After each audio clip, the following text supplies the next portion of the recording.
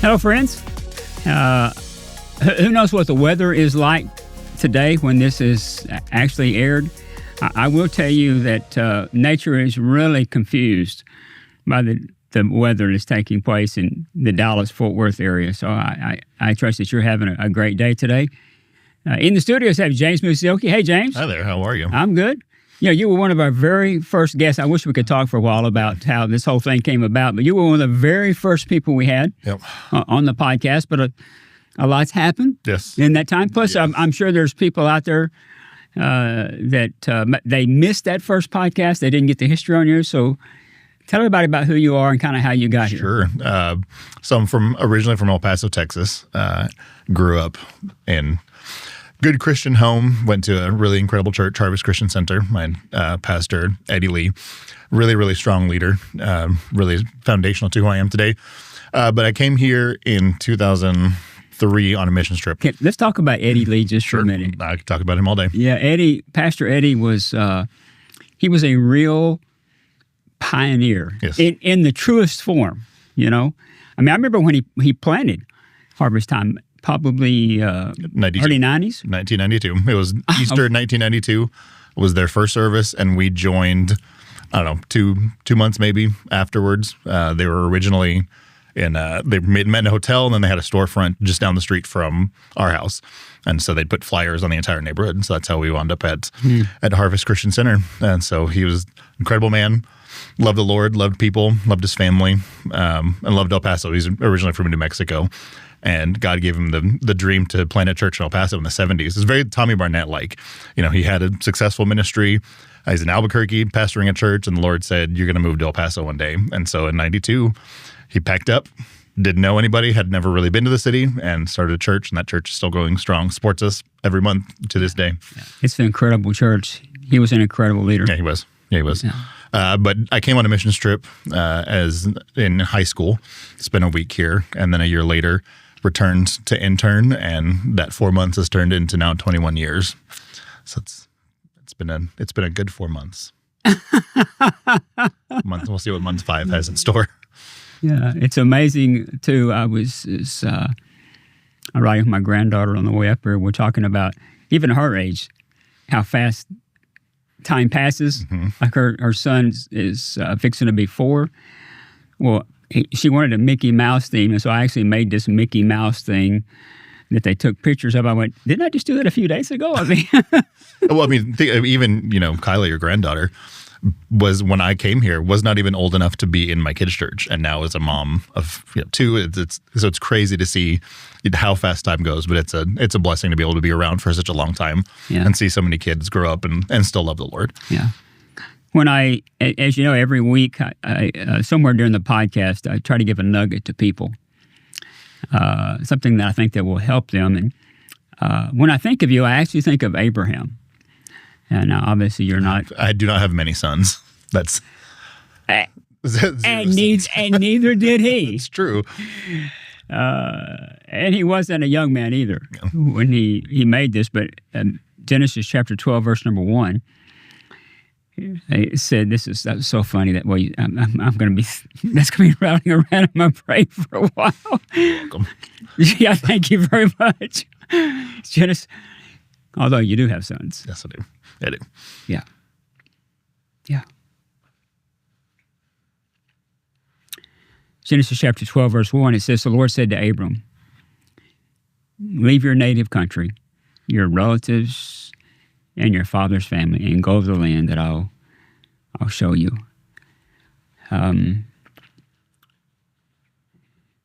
You made that. I mean, you didn't have a car. No.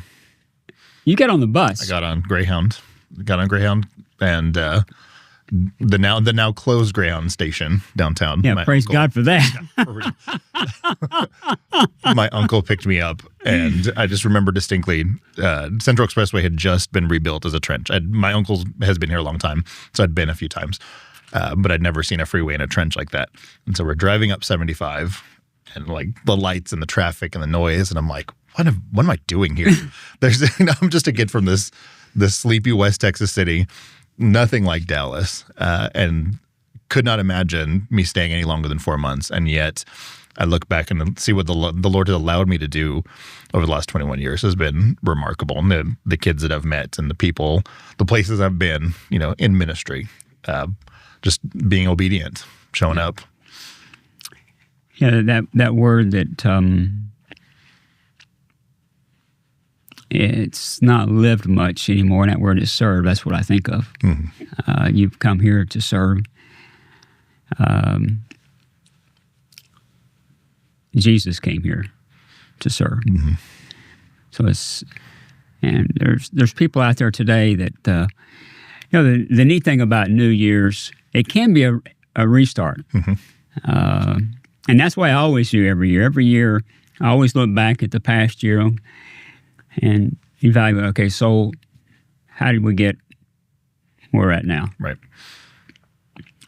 And then, okay, what is the Lord wants us to do the upcoming year? So I always look at the new year, not as a time to make some resolutions that be broken in 30 days. In 30 days they're going to be gone. Yeah.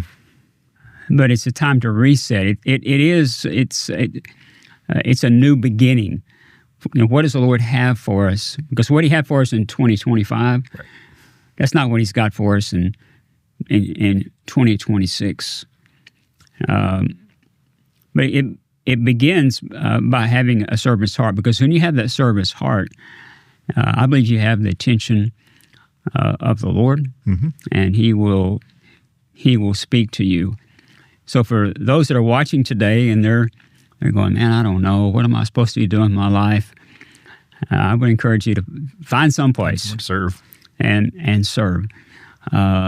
It's humbling, but it's very, very rewarding. Yeah, I mean, you talk about Jesus. His very first miracle was, what did He do? He turned water into wine. He was serving people. He wasn't a glamorous thing. It wasn't anything about Him. It was a service act, and He modeled that throughout his entire almost ministry. Nobody in the room knew what He did. Exactly. It was just, there's more wine. That's true servanthood. Exactly. You're not doing this Nobody because knows your name. I'm going to get my name on a plaque. They're not going to put me up front here and mm-hmm, shine the light on me, because we're not doing this as unto us, but we're doing it as unto the Lord. Right. What I really wanted to do in today's podcast is I want to bring people up to date as to how we got to where we are. But first, I want to talk about some things that happened in 2025.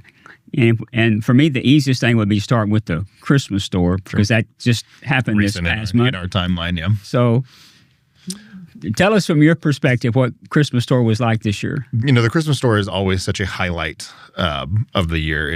It's the most work outside of camp. Camp is the most work, and then Christmas store.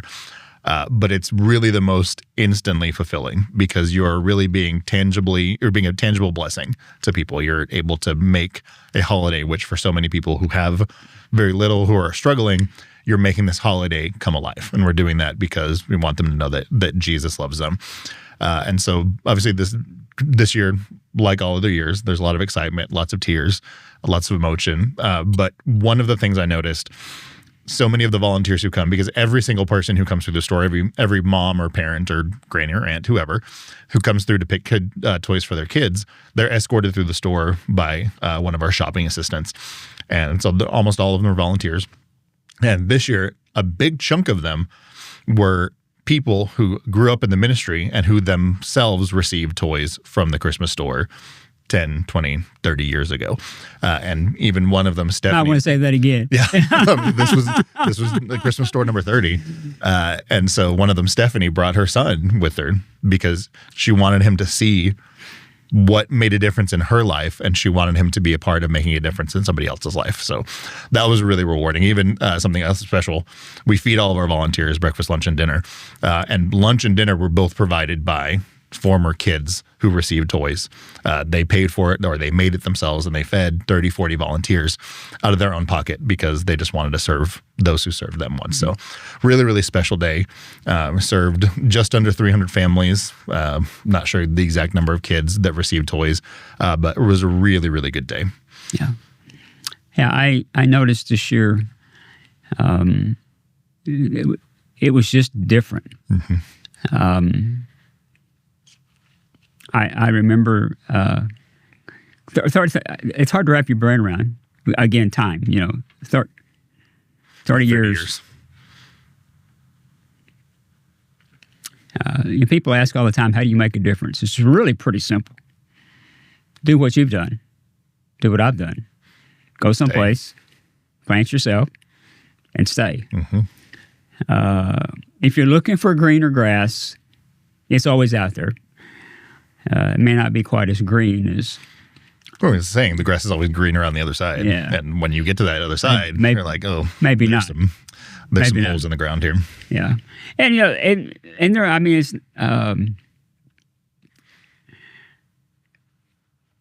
you have to remember, too, that desperate people do desperate things. Right. It doesn't make it right. It's just reality. Yep. So there's always going to be isolated cases of people that they're not going to be happy because they're not happy with you because for whatever you can't serve in the way they want. Yeah. But it's this year it was such an attitude of gratitude. Yeah. And our volunteers were incredible. I mean, our volunteers are always great, but something about this year. Mm-hmm. There was peace in the place, which you don't. It can, because there's so many pieces, it can be kind of chaotic. Yeah. There's so many moving parts. But this year, I mean, really from beginning to end, it was such a smooth day. Something also we did in 2025 that was brand new was a new program dealing with birthdays. Tell our people about that. Yeah, so in end of 2024, we just got this influx of toys. It was more than what we needed for Christmas, more than what we needed for Metro Kids. And so I'm trying to figure out. So I just prayed. And the Lord gave me the word birthday. And so our staff would begin planning and working. And starting January of last year, every child that attends our programs receives a wrapped birthday gift on the week of their birthday. And it's really special to be able to not only acknowledge these kids that they exist, but it helps remind them that God sees them and God loves them. Every child that I've taken a gift to, they've been so excited simply because I remembered, this one little boy said, "How do you know it's my birthday?" Mm-hmm. I said, well, he doesn't realize his mom puts his birthday on the flyer. It's part of, our permission forms.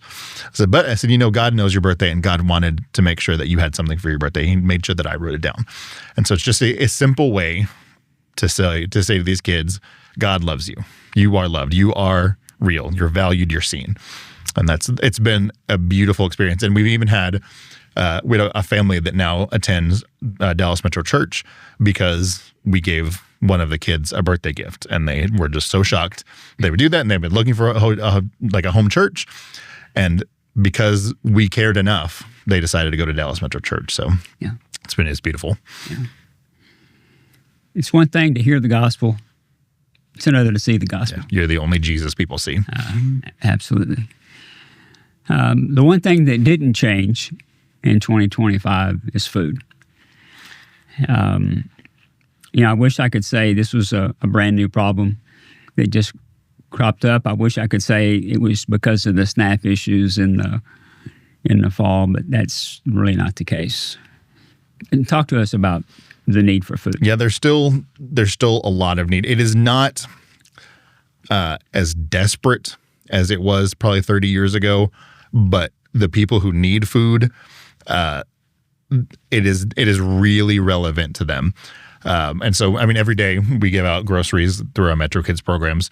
And during the government shutdown, when SNAP benefits were not accessible, there was a real desperation. I mean, it was kind of not surprising, but it was definitely like it moved you to figure out what a little bit more can we do. And so the food feeding people, obviously, Karen Dudley says, if people can't hear the gospel over the grumbling of their stomach, we want to make sure that we're feeding people and providing for that need. But I have dreams and visions for something even better. I don't want to just give out some ramen noodles. I want to be able to give out hot food. I want to be able to give out a meal. I want to be able to give away lettuce and tomatoes and healthy food and meat, because there's all kinds of sources that our people desperately need. We don't want to be their source, but we can be a part of the solution. Right. And I believe that that's part of the gospel. We are to show people God's love. And when we show them God's love, they turn to God. Yeah. And that's all the feeding program is. We want to make sure that we feed people's stomachs and we feed people's souls as well. It's no different than the birthday toys. You met a need, and because you met the need, they went, oh, these people really do care. They really do care. And now all of a sudden they're open to the gospel. It's no different with the food. Right. Once you provide for that need, our goal is we want to see. If I could, people ask, okay, what's the purpose of Dallas Metro? I mean, it's your deal. You just want to become their source. Well, we quickly tell the people, hey, we're not a bunch of rich people. No. I mean, people actually would be quite surprised on how little we operate on. Right. Someone the other day asked, how much does it cost to the Christmas store? And the response is a lot less than you think, because everything depends on donations. Basically the only thing we're buying some supplies and some snacks. That's about it. Everything else is donations. So that's the way all of our food stuff is. We're not going to the grocery store. I'm not at Walmart shopping. People just donate and they give. But there are people who want to give on a greater level, which we're struggling to be able to store that stuff and be able to process it properly. Yeah, we have some refrigerators, but I mean, they're just regular refrigerators, and you can't. There's only so much you can put in there. And we get phone calls all the time, truckloads of stuff. Can you use, particularly vegetables? Yeah. Well, you got to turn that stuff that day. Yeah. Because of the shelf life, and we don't have any place to store it. Same thing, meat. I think we've had people have offered to give us meat. I mean, unless we can give it away that day, right? Then it doesn't have any value for us at all. Which brings us to the facilities, which is what I wanted us to talk about a little bit today. How do you think that our facilities will affect both our kids and their families?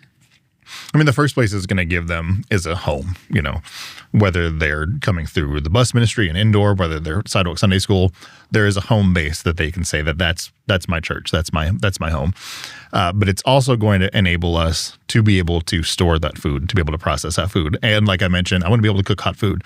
I would love every single child, not only just on Saturdays, but through Sidewalk Sunday School. I want every kid to get some kind of a meal every single time we show up in their neighborhood. Let's talk about Saturdays, because most of them don't know that. We have the bus ministry on Saturday, and your dream is to, not only do they come for Sunday school, but to feed all of them. They'll get whatever snack we're giving away, but they would also get a meal to take home with them. Yeah. Yeah, that would...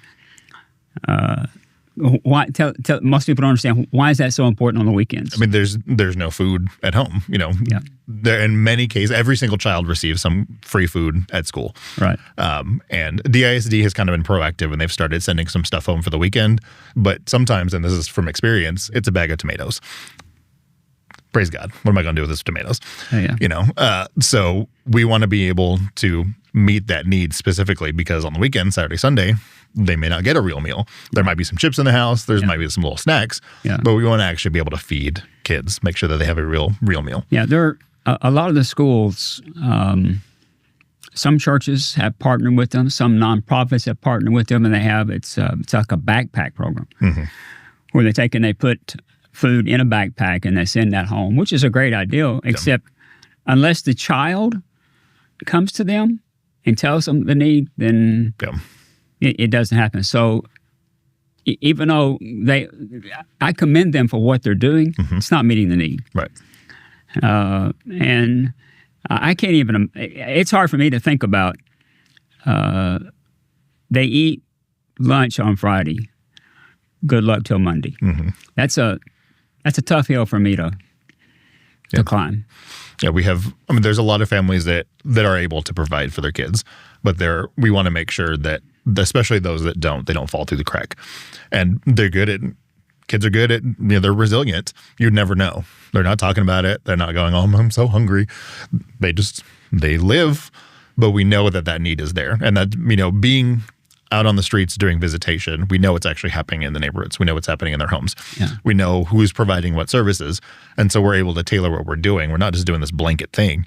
We're able to say, okay, these people are meeting this need this way, but there's still a gap here. How can we fill that gap? Yeah, let's go back just for a minute, because some people don't realize what our real strength is. It's not, we have a great program. I told our staff this many times. Kids don't come because we have a great program. Now, they will stay home if you have a bad program, but that's not why they come. They come because of relationships, right? That's either one of our staff or one of our volunteers that's in their home. We knock on the door every week. Mm-hmm. So when you knock on the door, that's when the education begins. Yep. Yeah, you're actually seeing who's there, what's there. Many times you've knocked on a door, they open, and there's nothing there. I mean, there's no furniture. Yeah. There's not a chair. There's not a couch. There's not a rug. Right. It's four walls and people. Yeah. And so when you see that, it changes your perspective on what ministry can be and what ministry should be. Yeah. Yeah. When they say there's nothing in the refrigerator, they're not talking about, I don't have what I want to eat. It's like there might be literally nothing in that refrigerator. Yeah. And that's the beauty of us being in their homes every single week. You do see, you can see firsthand. They're not just talking. This is a real need. Yeah. Yeah. I was visiting at one of our sites last semester, and there's two buildings face each other, and one woman opens the door and she yells across. She said, "I cooked too much food. Do you need it?" Talking to a woman across. Well, she wasn't doing that because she made too much food. She did it because she knew in that house there was nothing there. Yeah. And I thought, if these people who live here can see that and meet that need, why shouldn't we be able to do more? So I made sure that I brought them some groceries. But when you're there and you see those things in real life, things that you kind of would not expect in this country, incredibly wealthy country. Especially in the city of Dallas. Dallas, right? We are this glittering city, they have the home of J.R. Ewing, and yet there is such real poverty. Yeah. Kids are going to bed hungry, and we want to be a part of that solution. Yeah. And that goes back to our facilities. One of the new facilities, one of our there's 3 buildings. One of those buildings is the warehouse. Talk to us about that. It'll be a place to store and process stuff. Dry goods will have walk-in storage, walk-in freezers, walk-in refrigerator. So we can keep perishable food and be able to hold it for a little bit longer than, one day. It's got to be done in 24 hours. Yeah. It'll allow us to be able to get full shipments, a truckload. Because a lot of times people want to give you something, but they don't want to give you part of the shipment. They want to give you the whole thing. And so that'll give us space to take the whole thing. We're going to bring a semi. Let's go. We'll unload it, forklift, and we'll get it out as we can. Yeah. It will revolutionize our effectiveness in the communities and allow us to reach people in a very, very tangible way. And as you mentioned, once you have met that tangible need, then there's opportunity for their heart to be open to accept what the Lord has for them, which then puts them on a whole different path. Getting whatever check in the mail, that doesn't put you on maybe a little different path, but not the path that you need. Yeah, it's not going to get you there. No, it's not. Until the Lord is priority in your life, then whatever path you're on, that's probably the path that you're going to stay on. But the Lord has. Who would have thought 30 years ago that some of those kids would come back and serve in our Christmas store? And it's not. That's not the only thing. It's not like we have. Between the teenagers, the current teenagers, and volunteers, most of them they grew up. Oh, yeah. My bus on Saturdays, I'm the only worker on that bus that did not grow up in Dallas Metro. My adults have teens. All of them came from the ministry. I'm the only one not. So it's exciting to see those people want to come back in and reinvest. You know, they realize what a difference it made in their lives, and so they come home. We've made some real progress with the building. Yep. When this is aired, we will have all the paperwork in for the city of Dallas to receive our permit. So we'll be by the time this is aired, we'll be in the waiting stage of them to either approve or tell us you need more. What changes need to be made. Yeah, we need some more data here. Here's a new list. Yeah. Or here's some things that you didn't think about that's required by us, you know. But the exciting thing is we did go ahead and set up a date for our groundbreaking on Saturday, March 14th, 2026 at 1 p.m. And by the time this is aired, it'll be up on our webpage, and people can get. It would be awesome for people to come and be a part of it. It's going to be an incredible day of celebration, but we're missing one key opponent, and that is that we're committed to doing this absolutely debt-free. You and I have talked about this. I've talked about it many times to the people that are watching and are listening.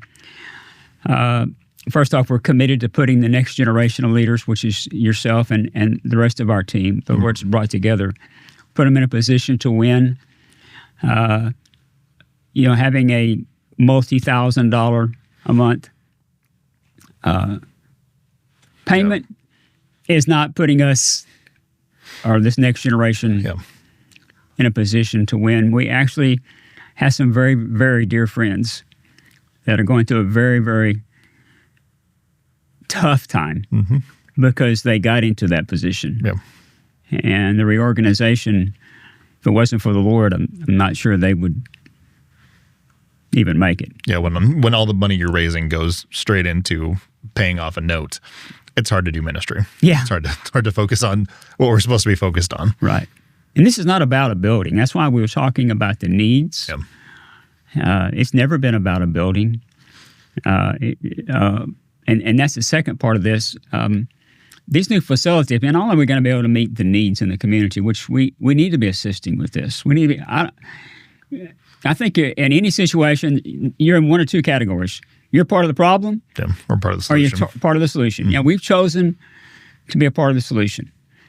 But even beyond that, these new facilities are going to put us in a position to double our impact on a weekly basis. Right. So tell people, why should they get involved today? We have had an incredible track record of real effective ministry. And if you want to see us go beyond these last 30 years, if you want to see us do more, we need you to be a part. When you stand with us, you're standing with thousands of children. You're standing with thousands of families who need the gospel, who need that discipleship. When you decide to invest in Dallas Metro, you're investing directly into lives. You're not investing into my pocket. You're not investing into fancy cars. You're investing directly into lives, to people's lives, to see them change for eternity. Yeah, I couldn't have said it better, my friend. We do have a neat tool today, something that was given to us. It was a book written by Pastor Tommy Barnett. You've been to pastor school many times, a time or two. Prayed on Prayer Mountain once or twice. Part of the reason I'm still here is because some of those prayer times on Prayer Mountain. Now, James, we've got a special offer this week that we want to bless people with who make a donation towards the new facilities. Can you share us about that? Yeah, I feel like Barker's Beauties on Price is Right. I have this incredible book here by Tommy Barnett. As you well know, Tommy Barnett was for a long, long time pastor at now Dream City Church in Phoenix, Arizona, founder of the Dream Center. Incredible man of God, incredible man of vision and dreams. But people ask him, is there something you would do different? What if you do something different? And so he wrote this book kind of chronologically throughout his life of ministry. What could he have done different? That's a real blessing. It'll really make a difference. And so we've got a bunch of copies of this book. And so anybody who donates the week that this podcast airs towards our building, we'll send you one of these books absolutely free. We want to be a blessing to you. You're being a blessing for our kids, so we want to make sure that we're a blessing to you as well. So this week they make a donation. Tell them how they do that. Yeah, you can go online. You can dallasmetro.org/all-in. There's a place to donate. You can send a check to P.O. Box 227144, Dallas, Texas 75222. You can send a check. Addresses on the website, or however you can give Zelle. There's all kinds of ways that you can give online. So dallasmetro.org/all-in. Anyone that comes in this week, we'll make sure you get one of these books. It'll really bless you. Yeah. I've read this book more than once. Pastor Tommy is a close, good friend. And I really want to tell you what's in this book, because it will be a blessing to you. So I'm just asking you today, hey, this is going to be a two-edged blessing. If you help us with our facilities, which I'm believing many of you are going to do this today. You're going to hear this today. You're watching it today. The Lord's going to speak to you about partnering with us. And maybe you and your family would consider, or maybe your business would consider helping us monthly during the 2026. Remember, our goal is to do this absolutely debt-free. We're going to build as the cash comes in. I mentioned to you already, we have the groundbreaking date, folks. I'm telling you straight up, we set that date by faith. So we're believing that you're gonna partner with us and help us have the funds needed for phase 1, which is foundational work and so forth to get the building started. And if you give, as James mentioned, you give in the next week. Everybody that gives, when you hear this podcast or you're watching it, we're going to send Pastor Tommy's book to you. What if? It's going to be a blessing to your life. Hey, I'm so glad that you tuned in today. James, thanks for coming by, brother. Thank you for having me. Thank you for your support. As you are the host of this, I'd be happy to be your sidekick anytime. I'll be your Joan Rivers. I accept that. Hey, folks, thanks for tuning in. See you next week. God bless you. Bye-bye.